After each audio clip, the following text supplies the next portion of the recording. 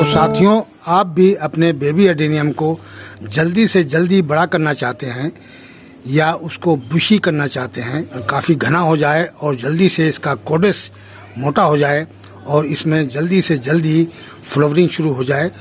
खाद पानी ही सब कुछ नहीं है, इसके अलावा भी एडेनियम के अंदर काफ़ी काम होते हैं, जिससे कि आप अगर टाइम के ऊपर वो काम कर दिया तो आपके एडेनियम के अंदर जल्दी फ्लावरिंग शुरू हो जाएगी, कोडेस जल्दी मोटा हो जाएगा और काफ़ी बुशी हो जाएगा। हेलो गाइस एवरीवन, कैसे हैं आप लोग? आप देख रहे हैं my YouTube channel the Mughals heaven. Mughal heaven में आप लोगों का स्वागत है। तो साथियों, आप भी चाहते हैं कि हमारे बेबी एडेनियम बहुत जल्दी से बड़े हो जाएं और बुशी हो जाएं और काफ़ी इसके अंदर फ्लावरिंग शुरू हो जाए। तो हर कोई चाहता है और मैं भी यही चाहता हूं कि मेरे एडेनियम जो बेबी एडेनियम हैं उनको जल्दी से जल्दी उसको बड़ा किया जाए और उनके कोडेस को मोटा किया जाए। इस तरीके से इस्तेमाल करते रहते हैं हम लोग कि जल्दी से हमारे एडेनियम के अंदर फ्लावरिंग शुरू हो जाए। तो साथियों, सब कुछ खाद पानी ही नहीं होता है, इसके अलावा भी काफ़ी काम एडेनियम के अंदर होते हैं, जिससे एडेनियम का कोडेस भी मोटा हो जाता है, जल्दी ग्रोथ पकड़ता है और बुशी हो जाता है काफ़ी। तो जल्दी से 1 साल के अंदर ही एडेनियम के अंदर फ्लावरिंग शुरू हो जाती है। तो कुछ काम ऐसे करने पड़ते हैं कि जिसकी स्टार्टिंग से ही आपको, ये छोटे बेबी एडेनियम हैं तो इसके अंदर देखिए मैंने क्या किया हुआ है। ये छोटे से बेबी एडेनियम को ही मैंने प्रून कर दिया और इसके अंदर से 3 ब्रांचें ये निकली हैं। देखिए 3 ब्रांचें इसकी स्टार्टिंग से निकली हैं और ये बहुत ही छोटा प्लांट है। देखिए आप, तो इतने छोटे प्लांट से इसकी प्रूनिंग वगैरह अगर आप कर देते हैं और इसको हर 4 महीने के बाद इसको रिपोर्ट करना होता है, यानी हर 4 महीने बाद इसको नई सॉइल के अंदर रिपोर्ट करें और अच्छी खाद पानी देके, और ज़्यादातर आपके पास अगर बकरी की मैंगनी वगैरह है या काउडन है तो काउडन भी मिला सकते हैं, नहीं तो बकरी की मैंगनी में बहुत तेज़ी से बेबी एडेनियम ग्रो करता है। तो इस तरीके से देखिए, अब ये जो हमारे छोटे ही प्लांट हैं बिल्कुल, और इनको हमने अभी प्रून कर दिया था, तो देखिए इसके अंदर से फुटाव शुरू हो गया है। इनको ज़्यादा से ज़्यादा हमारे ख्याल 20 दिन ही हुए होंगे, 20-25 दिन हुए होंगे जब मैंने इनको प्रून किया था। और उसके साथ के ये भी कुछ प्लांट है, देखिए इनके अंदर लीव्स वगैरह आ गए हैं और ग्रोथ भी ले रहा है, ये नए लीव्स निकलना है, अच्छी ग्रोथ ले रहा है। तो अब क्या होता है कि इस टाइम पे प्रूनिंग करने से जो अगर आपका फुटाव ले लेता है एडेनियम, तो इसके ये लीव जो हैं ये पीले होके गिरते नहीं हैं, जल्दी से एडेनियम डोरमेंसी में नहीं जाता है। बाई चांस अगर ज़्यादा पाला वाला इसके ऊपर पड़ गया तो शायद इसके पत्ते जल के नीचे गिर जाएं। वैसे अगर आप इसको रखेंगे तो इसको पूरी डोरमेंसी में इसके ये जो लीव्स नए निकले हैं ये नहीं गिरेंगे। तो ये एक फ़ायदा होता है। तो इस तरीके से छोटे एडेनियम को आप स्टार्टिंग से ही उसकी ट्रेनिंग देनी शुरू कर दें और आप उसके पोट बदलते रहें। हर 4 महीने के बाद उसके पोट को बदल के और उसको बड़े पोट के अंदर लगाएं। जिस तरीके से ये दोनों एडेनियम मैंने जब टाइम पे प्रून करे थे उससे कुछ दिन पहले मैंने इनको रिपोर्ट किया था, क्योंकि ये सारे इसी पोट के अंदर लगे हुए थे। ये खाली हिस्सा जो दिख रहा है आपको, इसमें ये प्लांट लगे हुए थे। अभी भी ये 2 प्लांट अभी से निकालने हैं, लेकिन अब टाइम नहीं रहा है कि इसको हम इस टाइम पर रिपोर्ट करें, तो लिहाजा हम इसको अब फरवरी के अंदर इन दोनों प्लांटों को निकालेंगे और ये जो प्लांट है ये इसी के अंदर लगा रहने देंगे या किसी गिलास वगैरह छोटे से गिलास के अंदर लगा देंगे, तो बरसातों तक ये बहुत अच्छा बुशी हो जाएगा। अब साथियों, करते हैं बात ग्राफ्टेड की।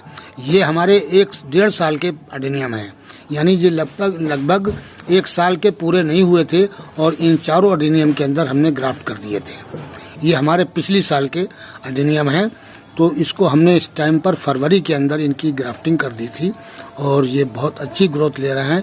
इसमें 2 प्लांटों के अंदर फ्लावरिंग भी आई थी और 2 में नहीं आई थी।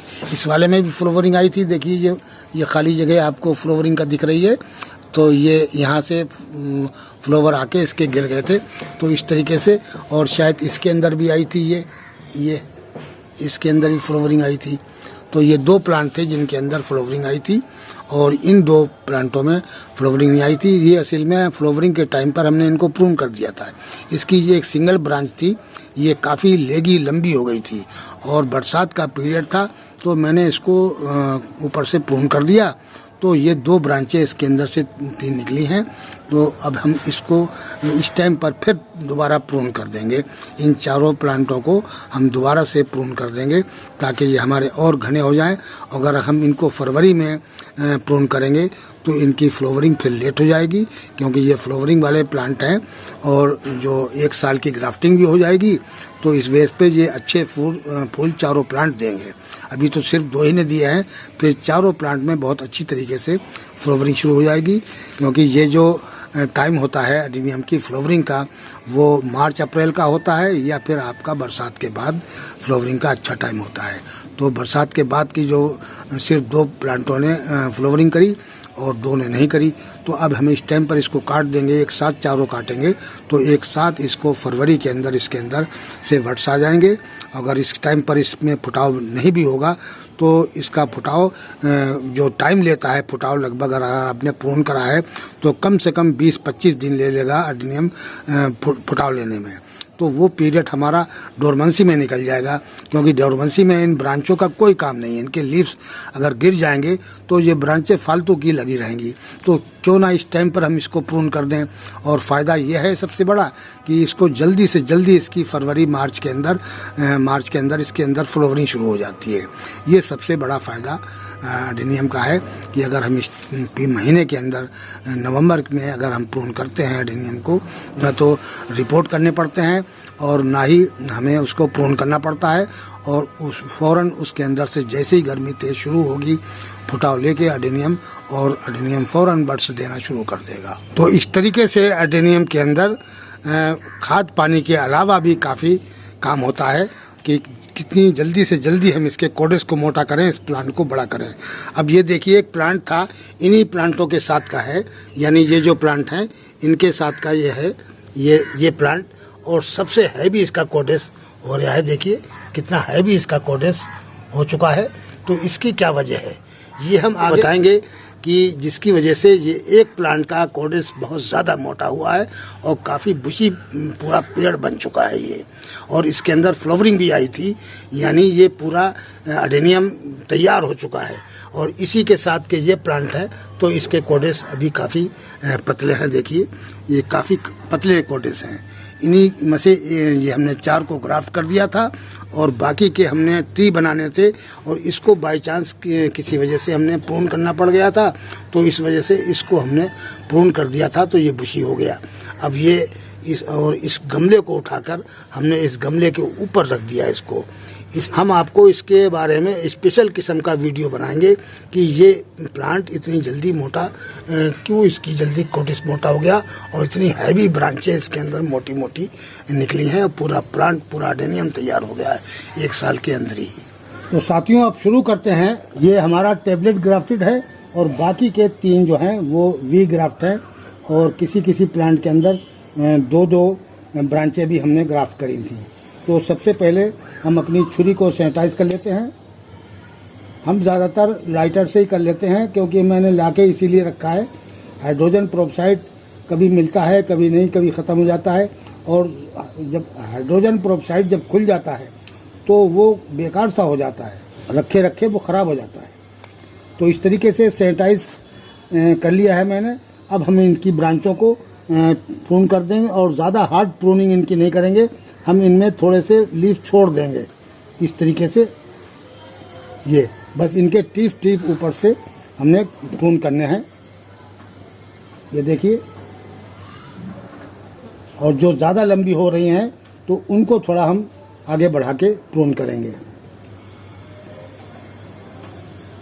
तो इस तरीके से हम एक एक प्लांट को प्रून करते रहेंगे।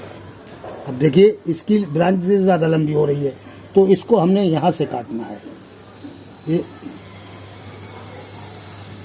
ये देखिए, ये इसकी ब्रांच थोड़ी लंबी हो रही है और इस वजह से हमने इसको थोड़ा ज़्यादा काट दिया है, और इसको कम काटेंगे इधर वाले को। इसमें लीफ छोड़ देंगे, ये देखिए इसमें लीफ छोड़ देंगे। ये लीफ जो है पानी को अब्जॉर्ब करते रहेंगे।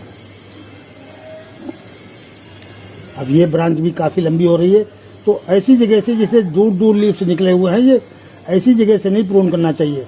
ये देखिए यहाँ से नज़दीक जो लीव्स निकले हैं इसी जगह से प्रून करना चाहिए, ऐसे इस तरीके से।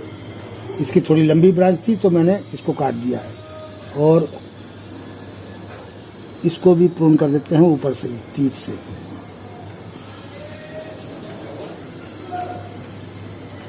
ये हो गया है। अब ये एक और रह गया है, ये वाला, तो इनको भी हम थोड़ा टीप की तरफ से ही करेंगे, ज़्यादा हार्ड प्रूनिंग इनकी नहीं करेंगे हम।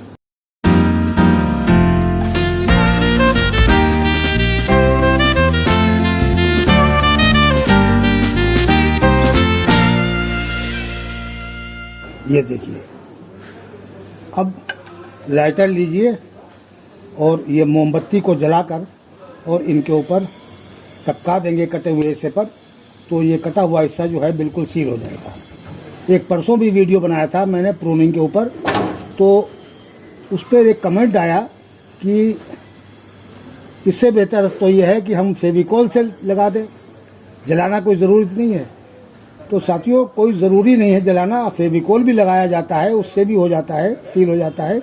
लेकिन फेविकोल जो है वो गीला लिक्विड होता है और वो काफ़ी देर में जाके सूखता है। या तो आप धूप के टाइम पर उसको करें तब वो सही रहेगा, और अगर आपने सुबह शाम के अंदर उसको कर दिया, वो काफ़ी देर के बाद सूखेगा और फिर वो जाके काम करेगा।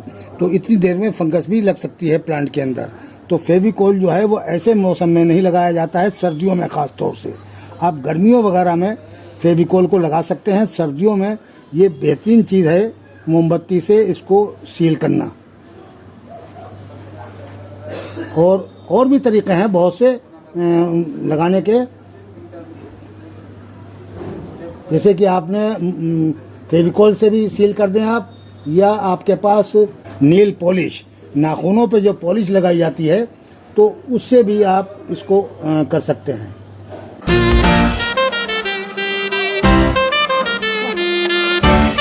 तो कई चीज़ें हैं इसकी, जो भी आपके पास अवेलेबल हो उससे आप कर दें, कोई ज़रूरी नहीं है।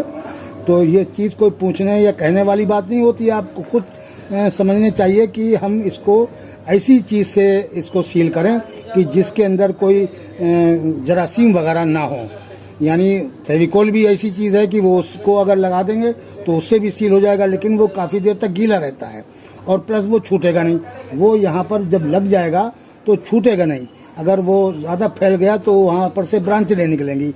अच्छा, ये जो है ये सील कर देता है और हाथ फ़ौरन सूख जाता है और उसको एक तरीके से वहाँ पर जला भी देता है।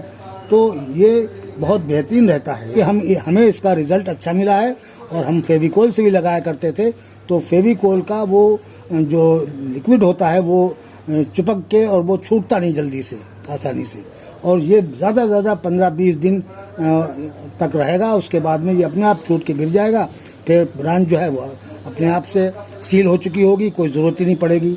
तो साथियों, इस तरीके से हम अपने एडेनियम को प्रूनिंग करके, और आप जिस तरीके से चाहें उस तरीके से इसको सील कर दें। आप नील पॉलिश जो नाखूनों में लगाते हैं, वो भी जो चीज़ अवेलेबल हो उससे आप कर दें, कोई प्रॉब्लम नहीं है। तो साथियों, इस तरीके से अपने एडेनियम को करेंगे, ये इस टाइम पे बहुत ज़्यादा बुशी हो जाएंगे, बहुत ज़्यादा ढेर से ब्रांचें निकलेंगी। और अब इसके अंदर हम थोड़ा सा फर्टिलाइज़र भी दे देते हैं, क्योंकि फर्टिलाइज़र देना इनके अंदर बहुत ज़रूरी है। और ये सूखे प्लांट पड़े हुए हैं, इनके अंदर काफ़ी दिन से पानी नहीं दिया है, देखिए बिल्कुल सूखे पड़े हुए हैं। तो हमने थोड़ा सा पानी भी देना है। तो इसके अंदर हम थोड़ा सा ह्यूमिक एसिड डालेंगे, यानी ज़्यादा से ज़्यादा आधा टीस्पून के करीब चारों प्लांटों के अंदर हम मिलाएंगे। और उसका भी पानी ये ज़्यादा है तो बच जाएगा, तो फिर और प्लांटों में हम दे देंगे। बस ये इतना सा लेना है मैंने, ये देखिए इतना सा लेना है, और ये हम इसके अंदर ऐड कर देते हैं।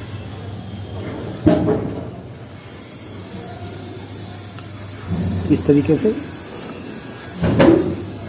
ये हमने इसके अंदर ह्यूमिक एसिड डाल दिया है। अब साथियों डालेंगे थोड़ा सा फंगिसाइड। अब इस टाइम पे फंगिसाइड का भी डालना बहुत ज़रूरी है, क्योंकि ठंड का मौसम है, पानी अगर देर तक नहीं सूखा तो प्रॉब्लम पैदा हो जाएगी, फंगस लग सकती है। तो ये सब चीज़ें मिला ली मैंने, फंगिसाइड भी और फर्टिलाइज़र भी। अब ये लिक्विड इसको किसी किस्म का नुकसान नहीं देगा और बहुत ही फ़ायदा देगा। ये ह्यूमिक एसिड जो है वो फुटाव के लिए बहुत बेहतर होता है, ये ज़्यादा ब्रांचें निकालता है। इस वजह से जब भी आपको ब्रांचें ज़्यादा चाहिए आप ह्यूमिक एसिड को इस्तेमाल करें। जिस प्लांट के अंदर भी ब्रांच ज़्यादा चाहिए या आपने प्रूनिंग करी है तो उसमें भी ब्रांचें ज़्यादा चाहिए, तो ऐसे प्लांट के अंदर आप ह्यूमिक एसिड का इस्तेमाल करेंगे तो ज़्यादा ब्रांचें निकलेंगी। एसिड होता ही इसीलिए है कि आपके प्लांट की ब्रांचें ज़्यादा निकलें।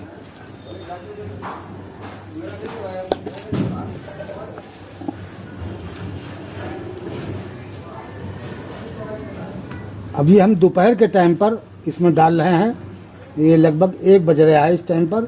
तो अब हम इसको, धूप भी हल्की है तो अब हम इसको शेड के अंदर रखेंगे और कल इनको निकालकर धूप में सुबह के टाइम रखेंगे, क्योंकि 2 दिन मौसम बहुत ज़्यादा ख़राब रहा, लेकिन आज हल्की सी धूप निकली है तो आज सही रहा है। इसी वजह से हम इनकी प्रूनिंग भी कर दे रहे हैं। तो साथियों, इस तरीके से फर्टिलाइज़र दे के आप अपनी प्रूनिंग करके एडेनियम की और उसको 1 दिन के लिए शेड के अंदर रखें और फिर उठाकर धूप के अंदर रख दीजिए। इस टाइम की प्रूनिंग बहुत अच्छी रहेगी आपके एडेनियम के लिए, बहुत फ़ायदेमंद रहेगी। बहुत जल्दी फ्लावरिंग शुरू हो जाएगी फरवरी मार्च के अंदर। तो आज का वीडियो इतना ही, मिलते हैं अगले वीडियो में नए टॉपिक और नए कंटेंट के साथ। अगर हमारा वीडियो अच्छा लगे तो प्लीज़ लाइक कीजिए, शेयर कीजिए और सब्सक्राइब कीजिए। शुक्रिया, धन्यवाद।